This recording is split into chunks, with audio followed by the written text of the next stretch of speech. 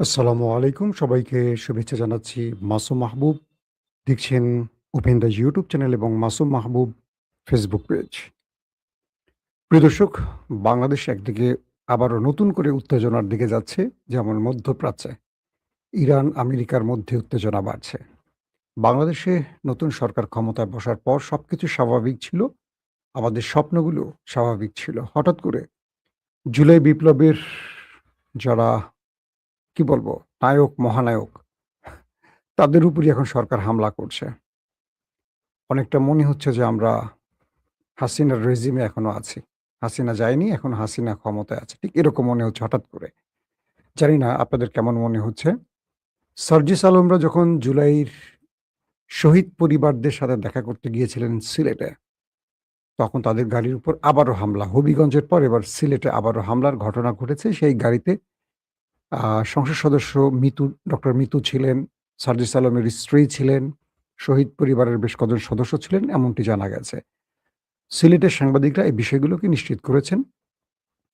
তো বলা হচ্ছে বেলা ৩:৩০ দিকে এনসিপির আহ্বায়ক ও জাতীয় সংসদের বিরোধী দলীয় চিফ হুইপ নাহিদ ইসলাম এক ফেসবুক পোস্টে সার্জিস আলমের বিষয়টিও তিনি উল্লেখ করেছেন যে তার উপর হামলার ঘটনাটি।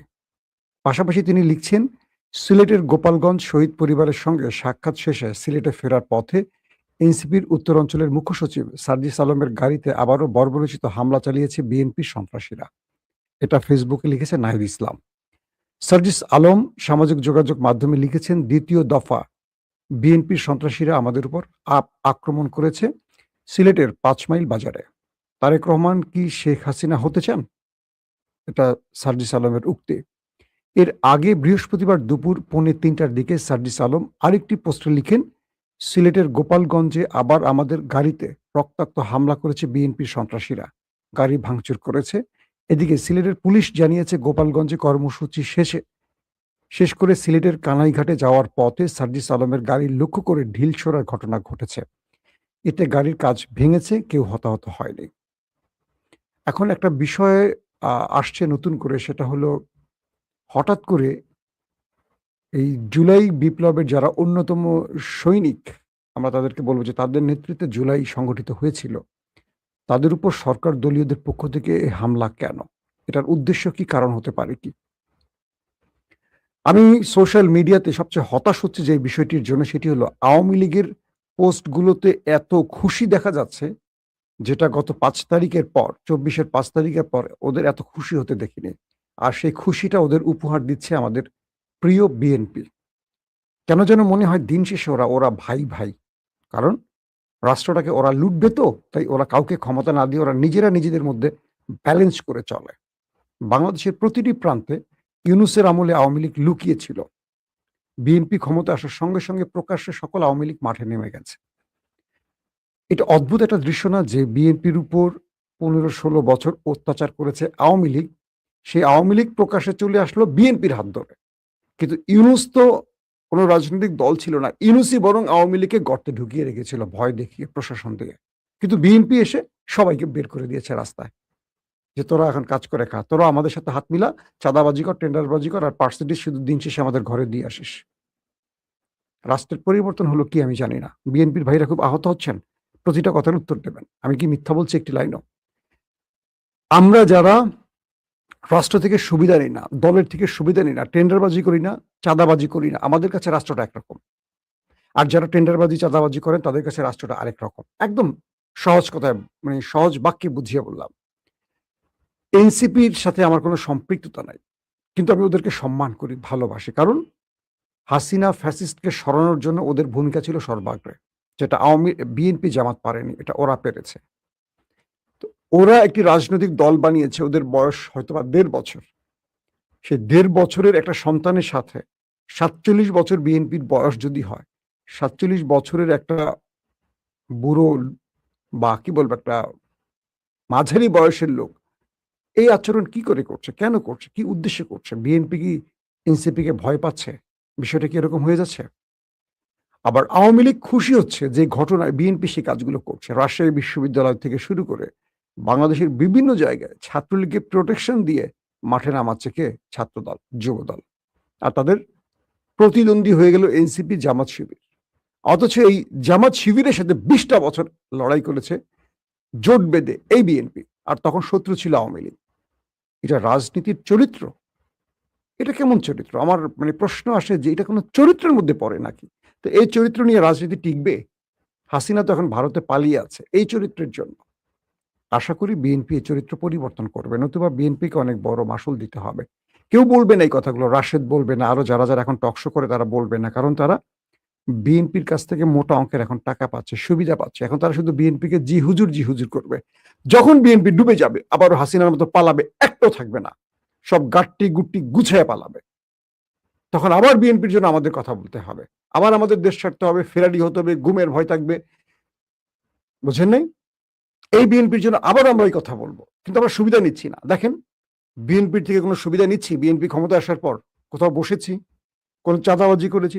টেন্ডারবাজি? গুরুত্বপূর্ণ পদে বসতে কি পারতাম না? বসি নাই। কিন্তু যারা বসেছে তারা সব অন্য দল থেকে আসছে, হাইব্রিড। তারা শুধু সুবিধা নিচ্ছে এখন। টাকা বানাচ্ছে, টাকা। জাস্ট বিএনপি ফল করবে, আবার চলে যাবে তারা। আবার বিএনপি বলবে আমাদের জন্য কথা বলো, একটু আওয়াজ তোলো। কিন্তু এখন যে আওয়াজ তুলি, এই আওয়াজগুলো বিএনপির ভাল লাগবে না এখন। এই তুমি তো আমাদের দলের বিরুদ্ধে বলছো। ভাই, এই কাজগুলো কি ঠিক হচ্ছে? সিলেটের জনগণ আজকে দেখলাম গণমাধ্যমে বলছে যে সংসদ সদস্য ডক্টর মিতু তার উপর হামলা, এবং মানে ভালো পরিমাণ হামলা করছে। তাদের গাড়ি একদম ভেঙে চুরে সার্জিস আলমের স্ত্রী সেই গাড়িতে বসে আছে। এটা রাজনৈতিক কোন কালচার? এই প্রশ্নগুলো আমরা করতে পারি না? আওয়ামী লীগের সময় যদি এই প্রশ্নগুলো করতে পারি, বিএনপির সময় করতে পারি না? আমাদের মানে সাংবাদিকতার কাজটা কি কোনো দলের দল দাস তো না। আমরা তো কোনো দলের অন্ধ আনুগত্য করতে পারি না। আমাকে অনেকে বলে, ভাই বিএনপির বিরুদ্ধে বেশি বইলেন না। বিএনপি তো আমারই দল রে ভাই। এটার জন্য আমি কি করেছি আপনি হয়তো জানেন না। দল তো জানে। কিন্তু দলের থেকে সুবিধা নিচ্ছি না। এটা কি আমাদের অপরাধ? আমরা দেশটাকে ভালোবাসি। দল থেকে কোনো বাড়তি সুবিধার জন্য, চাঁদাবাজির জন্য তো আমরা নাম লিখাই নাই। আমাদের জন্য আফসোস লাগে দেশটা যখন অন্ধকারে যায়। কারণ আমরা দেশের জন্য সবটা করেছি, নিজের জীবন হুমকিতে ফেলেছি। খুবই দুঃখজনক ঘটনা। হবিগঞ্জের পর সিলেটের এই ঘটনাগুলো আমাদের মনে করে দিচ্ছে যারা এই দেশকে স্বাধীন করেছে তারা নিজেরা এখন পরাধীন হয়ে গেছে। তাহলে তারা আরেকটা স্বাধীনতার জন্য লড়াই করবে। সেই লড়াইটা হবে বিএনপির বিরুদ্ধে, এটা তো বলাই যায়। তাহলে বিএনপি কেন নিজে যেচে এই বিপদ ঘাড়ে ডাকছে? যারা এখন আছে এনসিপি, জামাত, বিএনপি, এরা তো এক ঘরের লোক। এরা একটাই দল আমার কাছে মনে হয়। নিজেরা নিজেদের মধ্যে ক্যাচাল তৈরি করে আওয়ামী লীগকে সুবিধা করে দিচ্ছে কেন?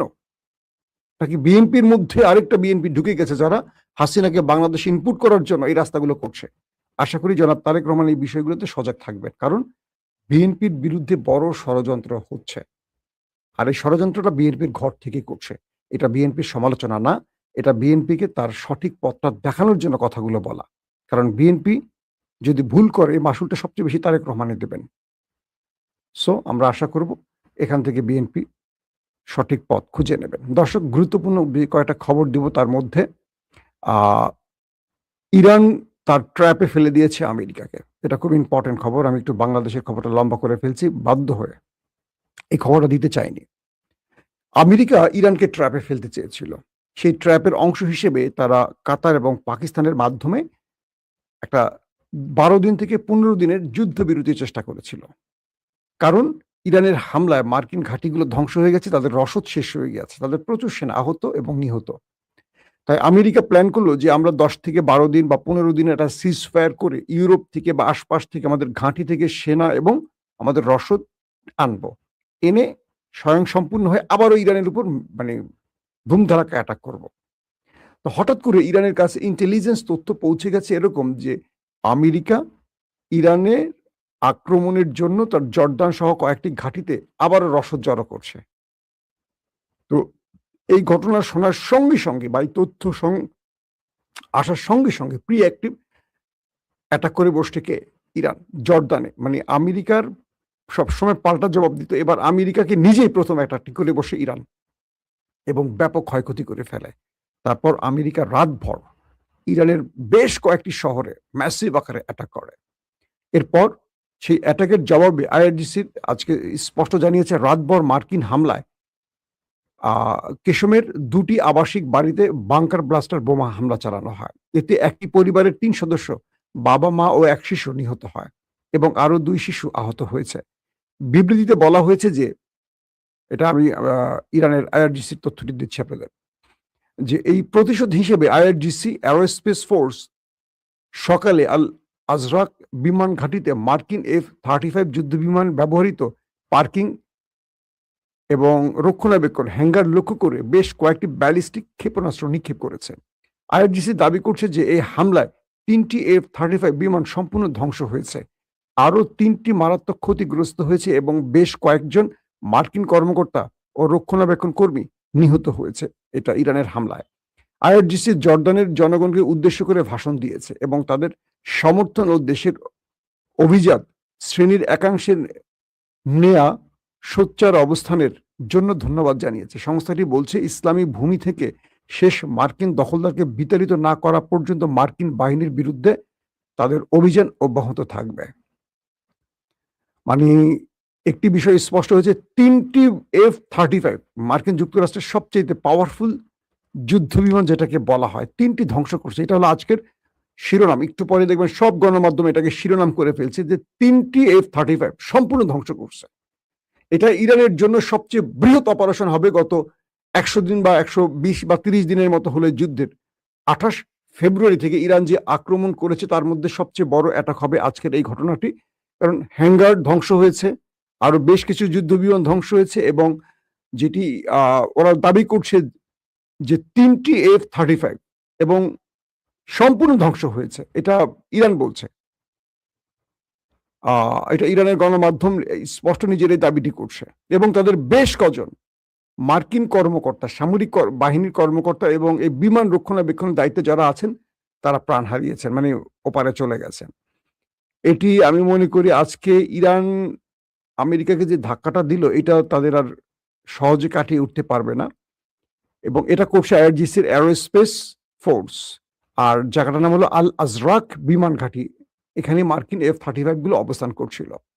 দর্শক, ইরান আমেরিকাকে যে ট্র্যাপে ফেললো সেটি হলো, এই ট্র্যাপটা একটু ব্যাখ্যা দিন, আমাদের টাইম হয়ে গেছে, আপনাদের লম্বা করবো না ভিডিওটি। সেটা হলো আমেরিকা ইরানে আর কদিন পর একটা বৃহৎ আক্রমণ করবে সেজন্য রসদ জড়ো করছিল, আর ইরান অগ্রিম জেনে সেখানে অ্যাটাক করে সেই প্ল্যানগুলো ধ্বংস করে দিয়েছে, আর সেই ধ্বংসের অংশ হিসেবে F-35কে ওপারে পাঠিয়ে দিয়েছে। 1 নম্বর কথা। 2 নম্বর হলো যে এই যুদ্ধে আমেরিকা এবং সৌদি আরব ইরাকে একটা বড় অ্যাটাক চালিয়েছে, আপনারা জানেন গতকালকে। সেখানে ইরানের বেশ কজন উপদেষ্টা মারা গেছে, এই খবরটি ইরান দাবি করছে এবং এই ঘটনার পরপরই হুতি মানে ইয়েমেন এবং ইরাক একযোগে সৌদিকে পাগল করে ফেলছে। এখন সৌদি আরব এই যুদ্ধে এসে মহা বিপদে পড়ে গেছে। কিরকম? একদিকে লোহিত সাগরে তারা অবরুদ্ধ হয়ে পড়ছে হুতিদের কারণে সৌদি আরব। 2 নম্বর, হরমুজ প্রণালীতে তারা বিপদ সংকেতের মধ্যে আছে ইরানের বাহিনীর কারণে। 3 নম্বর, তাদের একটি শেষ পথ খোলা ছিল, সেটা হলো ইয়ানবু। এই ইয়ানবু বন্দরে আজ ড্রোন অ্যাটাক চালিয়েছে হুতিরা। অর্থাৎ সৌদি আরবের তেল রপ্তানির জন্য যে 3টি পথ, একটি হলো লোহিত সাগর, একটি হলো হরমুজ প্রণালী, আর শেষ ছিল ইয়ানবু বন্দর। এই 3টি পুরো ইরানের কন্ট্রোলে। সৌদি আরবকে মেরে তক্তা বানিয়ে ফেলতেছে আজকে 3টা পয়েন্ট থেকে, এবং বলা হচ্ছে তাদের যে লাস্ট ইস্ট ওয়েস্ট পাইপলাইন সেখানেও হামলা করেছে। এই পাইপলাইনটি ছিল শেষ সৌদির ভরসা, এখান থেকে তেলগুলো রপ্তানির কাজ করছিল। সেই ইস্ট ওয়েস্ট বন্দরও তারা শেষ পর্যন্ত, পাইপলাইনে শেষ পর্যন্ত হামলা হয়েছে। বলা হচ্ছে এই লাইন থেকে প্রায় 70 লাখ ব্যারেল তেল প্রতিদিন রপ্তানি করত, এখন সেটা পুরোপুরি বন্ধ হয়ে গেছে। সৌদি এই যুদ্ধে প্রথম নিরপেক্ষ অবস্থানে থেকে একটা বাড়তি সুবিধা পাচ্ছিল এবং ইরানের সাথে তারা সম্পর্ক বিল্ড আপ করে চলছিল। হঠাৎ করে তারা গোপনে ইসরায়েলের পাতা ফাঁদে পা দেয় এবং ট্রাম্প তাদেরকে আশ্বস্ত করে যদি অ্যাব্রাহাম অ্যাকর্ডে স্বাক্ষর করে, ইসরায়েলের সাথে সম্পর্ক চুক্তিতে স্বাক্ষর করে, তাহলে তাদেরকে নিউক্লিয়ার প্রজেক্ট বা নিউক্লিয়ার বোমা বানানোর সব সহযোগিতা করবে। সৌদির মাথা গেছে এলোমেলো হয়ে এই প্রস্তাব পেয়ে। তারা আমেরিকার সাথে জোট বেঁধে ইরাকে হামলা করেছে। আমি তখনই বলেছি সৌদির কপালে দুঃখ আছে। আজকে দেখেন তাদেরকে চারদিক থেকে একা করে ফেলছে, এক ঘরে করে ফেলছে এবং বিভিন্ন পয়েন্ট থেকে সৌদির উপর হামলার কারণে সৌদির সকল তেলকূপগুলো এখন বন্ধের পথে। পুরো মধ্যপ্রাচ্য এখন তেল রপ্তানিতে মানে চরম হুমকিতে পড়ে যাবে। বিশ্ববাজারে তেলের দামের অবস্থা কি হবে চিন্তা করেন। সৌদি আরব তার সবচেয়ে বড় ভুলটি করে এখন মাসুল দিচ্ছে। দর্শক, পাশাপাশি কুয়েত জানিয়েছে দেশটির উত্তরে একটি চীনা কোম্পানির ভবনে ইরানি হামলা একজন শ্রমিক নিহত হয়েছে। মার্কিন বাহিনী ইরানে বোমা হামলা চালিয়েছে, যার ফলে কেশম দ্বীপের একটি আবাসিক ভবনে এক দম্পতি সহ তাদের, এই তথ্যটি একটু আগে আমি আপনাদের দিয়েছিলাম। এবং আরেকটি তথ্য জানিয়েছে, ইরান জানিয়েছে যে জানজান প্রদেশে মার্কিন ক্ষেপণাস্ত্র হামলা ইসলামিক রেভলিউশনারি গার্ড কোরের ৩ জন সদস্য নিহত হয়েছে। এবং হরমুজ প্রণালী নিয়ে তেহরানে ওমানি কর্মকর্তাদের সঙ্গে আলোচনা চলছে বলে জানিয়েছে ইরানের পররাষ্ট্র মন্ত্রণালয়ের মুখপাত্র। আবারও নতুন করে এই আলোচনাটি শুরু হয়েছে। আবার অন্যদিকে ইরাকের সামরিক মুখপাত্র বলেছেন, এই অঞ্চলে সাম্প্রতিক হামলাগুলো ইরাকের ভূখণ্ড থেকে চালানো হয়েছে এমন কোনো প্রমাণ নেই। সৌদি আরব ইরাকে তথাকথিত ইরান সমর্থিত গোষ্ঠীগুলোর উপর যুক্তরাষ্ট্রের সঙ্গে হামলা চালিয়েছে, যাদের সম্পর্কে তাদের দাবি এই গোষ্ঠীগুলো এই গোষ্ঠীগুলোই সৌদি রাজ্য হামলা চালিয়েছিল। এটি সম্পূর্ণ অভিযোগ। তারা মানে ইরাক বলছে যে ইরানের বিরুদ্ধে যে অভিযোগ করা হয়েছে বা ইরাক ব্যবহার করে সৌদিতে হামলা করছে, এটা মিথ্যা অভিযোগ। আর যার পরিস্থিতির আলোকে সৌদি আবার ইরাকে হামলা করছে, এটাকে কোনোভাবে তারা তাদের ভূখণ্ড রক্ষায় সৌদির এই হামলাকে তারা তীব্র নিন্দা জানিয়েছে, যেটা ইরাকের ভেতরে তারা কি করে হামলা করে আরেকটি রাষ্ট্রের ভেতরে। পাশাপাশি মার্কিন মধ্যস্থতা যুদ্ধবিরতি সত্ত্বেও গাজায় হামলায় ইসরায়েলি বাহিনী 2 শিশু সহ আরো 4 জন ফিলিস্তিনিকে হত্যা করেছে। এই ফিলিস্তিনি হত্যা কেন যেন বন্ধ হচ্ছে না। এটা আসলে মানে পৃথিবীর কেউ আর গাজাকে চোখে দেখছে না। সবাই এখন সবাইকে নিয়ে ব্যস্ত আছে। দর্শক, আপাতত এখনকার মতো শেষ করছি। আপনারা মাগরিবের নামাজে যাবেন ইনশাআল্লাহ। আজ রাত 10টা থেকে 11টা এর মধ্যে আরেকবার আসার চেষ্টা করব। সেই পর্যন্ত প্রত্যেকে ভালো থাকবেন। আল্লাহ হাফেজ।